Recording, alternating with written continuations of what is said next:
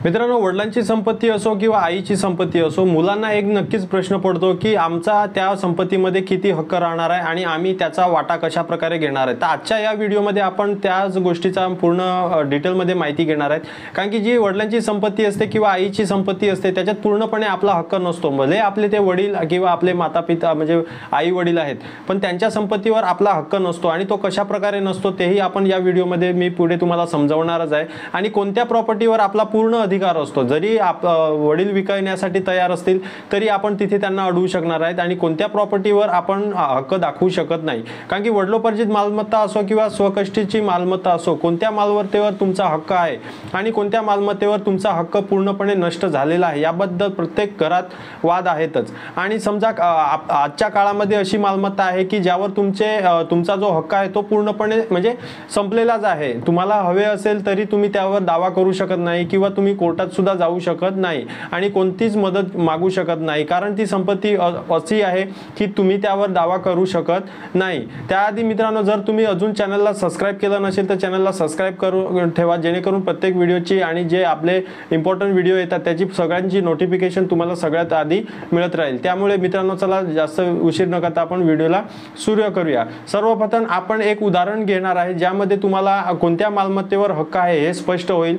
समजा एका कुटुंबात आई आहे आणि आपले वडील आहेत आणि त्यांना 3 मुले आहेत, त्यापैकी 2 मुले आणि 1 मुलगी आहे। आता मुलीला तर तुम्हाला माहिती असेल 2005 नंतर मुलींना समान अधिकार दिलेला आहे, तर त्याबद्दल पण आपण थोडे माहिती घेणार आहेत। मी तुम्हाला सांगतो की उत्तराधिकार कायद्यामध्ये 2005 मध्ये दुरुस्ती करण्यात आलेली आहे आणि त्या दुरुस्तीनंतर मुलींनाही त्याचे हक्क मिळाले आहेत आणि हेही स्पष्ट झाले आहे की त्यांच्या वडिलांच्या 2005 पूर्वी मृत्यू झाला असला तरी किंवा त्यांचा हक्क मिळणार आहे आणि जरी 2005 नंतर वडिलांचा जर मृत्यू पावले असतील तरी त्यांना हक्क त्यात मिळणार आहे। आणि जितका अधिकार एका मुलाला आहे तितकाच अधिकार मुलीलाही आहे। तर तुम्हाला कोणत्या मालमत्तेवर अधिकार आहे, त्याआधी किती प्रकारची मालमत्ता आहे याच्यावर आपण थोडासा माहिती घेणार आहेत। एक म्हणजे असते जी आपली सेल्फ एक्वायर प्रॉपर्टी म्हणजे स्वकष्टाची प्रॉपर्टी असते आणि दुसरी म्हणजे अनस्टेबल प्रॉपर्टी म्हणजेच वडिलोपार्जित प्रॉपर्टी असते। समजा एखादी मालमत्ता आहे ती आजोबांकडून आजोबांकडे म्हणजे पणजोबाकडून आजोबाकडे गेली आणि नंतर आजोबांकडून वडिलांकडे आली आणि जर आपण असे गृहीत धरले की मला आता माझ्या वडिलांकडून कोणताही संपत्ती वारस हक्काने मिळाली आहे, तर ती 4 पिढीपासून चालत आलेली असेल म्हणजे ती मालमत्ता ही प्रत्येक व्यक्तीच्या एन्सल प्रॉपर्टीचा हक्क आहे। ती व्यक्ती कोण आहे, जेव्हा जेव्हा कोणत्याही कुटुंबात मालमत्ता असते आणि जेव्हा त्या कुटुंबामध्ये मुलगा किंवा मुलगी जन्माला येते तेव्हा त्याचा जन्मतच मालमत्तेवर हक्क मिळतो। म्हणजे जर आपली वडिलोपार्जित संपत्ती असेल, एन्सल प्रॉपर्टी असेल, म्हणजे त्याच्यावर आपण जन्मल्यानंतर लगेच आपला हक्क त्याच्यावर आपण दाखवू शकतो। तर आता समजून घेण्यासाठी आपण तेच उदाहरण घेणार आहेत की समजा 2 मुलगे आहेत आणि 1 मुलगी आहे आणि 300 यार्ड म्हणजे 300 गुंठ्याचा एखादा प्लॉट असेल, आपण यार्ड सुद्धा घेऊ शकतात असेल आणि काही मालमत्ता असेल तर लगेच समजा त्यांना 2 मुलं झाली आणि 1 मुलगी झाली, तसे असल्यास त्यांना जन्मतच त्यांचा अधिकार त्यांना मिळणार आहे। आणि याचा अर्थ असा नाही की 18 वर्षानंतर किंवा 21 वर्षानंतर त्यांना जे काही अधिकार असतील त्या आधी त्यांना काही अधिकार नसतील, असं काहीच नाहीये। ते जन्माला येताच त्यांना हक्क मिळतात। तर त्यांचे वय 18 वर्ष पूर्वी आहे तर कायदेशीर पालकद्वारे त्यांना मालमत्तेवर दावा करू शकतात। म्हणजे जे आपण दावा करायचा असेल तरी आपण तिथे करू शकतात, परंतु त्यांना बहुमत मिळाल्यानंतर म्हणजेच काही जर 18 वर्ष पूर्ण झाल्यानंतर ते न्यायालयात जाऊन त्यांच्या मालमत्तेवर दावा मागू शकतात। म्हणजे एखादी वडिलोपार्जित संपत्ती आहे त्याच्यावर जर आपल्याला आपला हक्क जर घ्यायचा असेल 18 वर्ष पूर्ण झाल्यानंतर, तर आपण न्यायालयात जाऊन तो हक्क आपण मागू शकतो। त्यामुळे येथील जो 300 गुंठ्याचा जो प्लॉट आहे त्याच्यात मुलगा आहे त्याला 100 गुंठे आणि दुसरा मुलगा आहे त्याला पण 100 गुंठे आणि जी मुलगी असणार आहे तिला सुद्धा 100 गुंठे असण्यामध्ये समान विभागणी केली जाईल। अशा प्रकारची विभागणी केली जाईल, कारण इथली मालमत्ता ही वडिलोपार्जित मालमत्ता आहे। आता आपण स्वतः अधिकृत मालमत्ता काय आहे हे जाणून घेणार। म्हणजे स्वकष्टाची जी मालमत्ता असते त्यात असं नाहीये की फक्त वडिलांनी कष्ट करून विकत घेतली तीच स्वकष्टाची मालमत्ता असणार आहे। कारण की वास्तविक सर्वात वादविवाद मालमत्ता म्हणजे येतात ते म्हणजे याच प्रॉपर्टीमध्ये येतात, ती माझ्या संमतीशिवाय विकू शकत नाही। म्हणजे जो मुलगा असेल तोही वडिलांना असं सांगतो किंवा जर असं हिस्सा विकायचा असेल तरी किंवा वाट्यामध्ये जास्त घ्यायचा असेल तरी तो म्हणजे मुलं जी असतात वारस असतात ते त्यांच्या जोडीला वाद करत असतात. पण आजच्या काळामध्ये तो मुख्य वाद उरतो तो स्वकष्टाची जी मालमत्ता असते.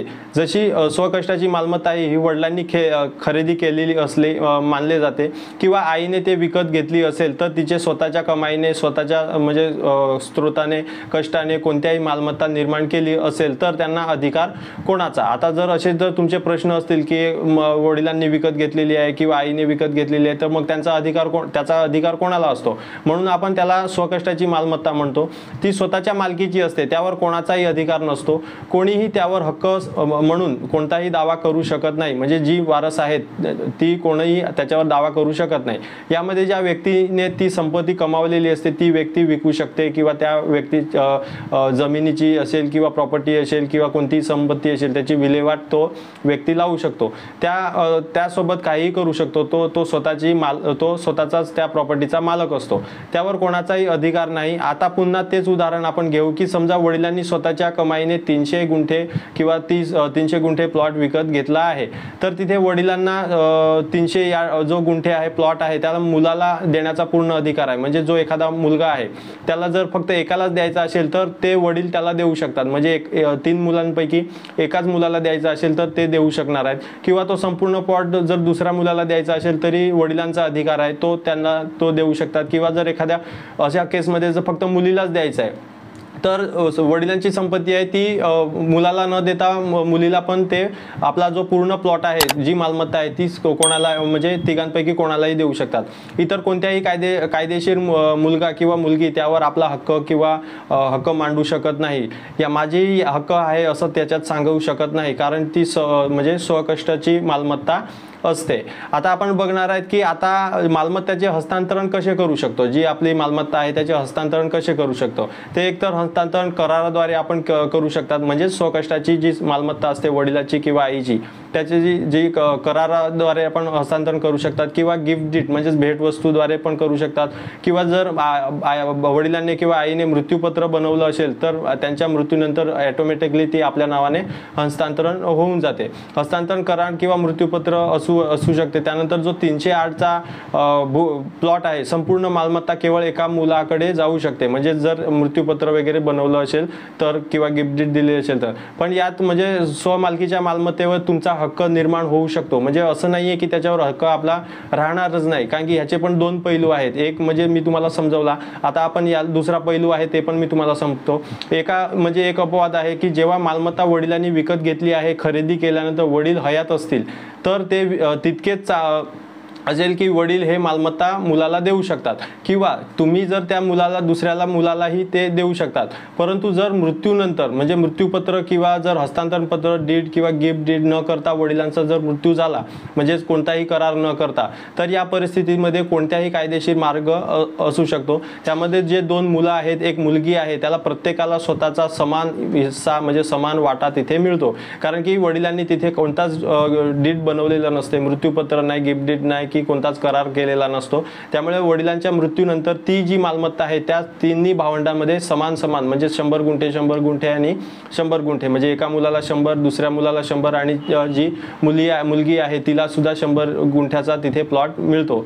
तर इथे समजून घेण्याची गोष्ट अशी आहे की वडील हयात असतील तर त्या मालमत्तेची विल्हेवाट लावू शकतात किंवा ती विकू शकतात किंवा हस्तांतरण सुद्धा ते करू शकतात. पण ते जे मरण पावले आणि त्यांचा वाटा हा तिन्ही वारसांमध्ये समान वाटून त्यांचे हक्क निर्माण केले जातात. तर आता ते मी तुम्हाला 2 ओळीमध्ये समजवतो की काही जी अंसल मालमत्ता आहे म्हणजे जी स्वकष्टाची मालमत्ता आहे त्यावर तुमचा म्हणजे पूर्ण अधिकार आहे. म्हणजे अंसल कोणती आहे की वडिलोपार्जित त्याच्यावर तुम्हाला पूर्ण हक्क आहे आणि तुम्ही जे हक्क मागून दावा सुद्धा करू शकतात. परंतु ती स्वकष्टाची जी मालमत्ता असेल त्यावर मालमत्तेचा हक्क फक्त पूर्णपणे तुमचा नष्ट झालेला आहे. त्याच्यावर फक्त जो काही स्वकष्टाने ज्याने खरेदी केली आहे त्याचाच हक्क राहणार आहे आणि त्याच्या इच्छेनुसार ती हस्तांतरण होणार आहे. मी जे व्हिडिओमध्ये तुम्हाला समजवलं त्याप्रमाणे. आता तुम्ही त्यावर दावा करू शकत नाही, तुम्ही त्यावर कुठेही वाद घालू शकत नाही किंवा तुम्ही न्यायालयात सुद्धा त्याचा दावा दाखल करू शकत नाही. आणि या दोन्ही मुद्द्यावर अनेक निकाल सुद्धा झालेले आहेत. तर हा जो व्हिडिओ आहे तो आता ज्यामध्ये मी तुम्हाला कळवलं की स्वमालकीची मालमत्ता आणि जी आहे त्याच्यावर पूर्ण हक्कपणे तुमचे नष्ट झालेले आहेत आणि तुम्ही त्यावर दावा करू शकत नाही. तर मित्रांनो मला आशा आहे की ज्याच्याकडे स्वतःच्या मालकीची मालमत्ता आहे आणि ती एन्सल प्रॉपर्टी किंवा तुम्हाला त्यात किती अधिकार आहे हे नक्कीच तुम्हाला समजलं असेल। आणि या व्यतिरिक्त तुम्हाला काही प्रश्न असतील तर नक्कीच आपल्या कॉमेंट बॉक्स रिकामी आहे, तिथे कॉमेंटमध्ये लिहा। तुमचा कॉमेंट जर मला इम्पॉर्टंट वाटला तर मी तुमचा कॉमेंटवर व्हिडिओ बनवण्याचा पण नक्कीच प्रयत्न करेन, कारण की हा जो व्हिडिओ बनवला तो सुद्धा मी एका कॉमेंटवरच मी बनवलेला आहे। तर व्हिडिओ जर तुम्हाला आवडला असेल तर नक्कीच लाईक करा आणि नवीन चॅनलवर जर आलं असेल तर नक्कीच सबस्क्राईब करून ठेवा, जेणेकरून तुम्हाला जे नॉलेजफुल व्हिडिओ असतात ते वेळोवेळी तुम्हाला बघायला मिळतील आणि तुमच्या मित्रांपर्यंत पण आपला व्हिडिओ हा शेअर करा। तर चला मित्रांनो, आजच्या व्हिडिओमध्ये एवढंच। व्हिडिओ बघितल्याबद्दल धन्यवाद। पुढच्या व्हिडिओमध्ये भेटूया। जय हिंद, जय महाराष्ट्र।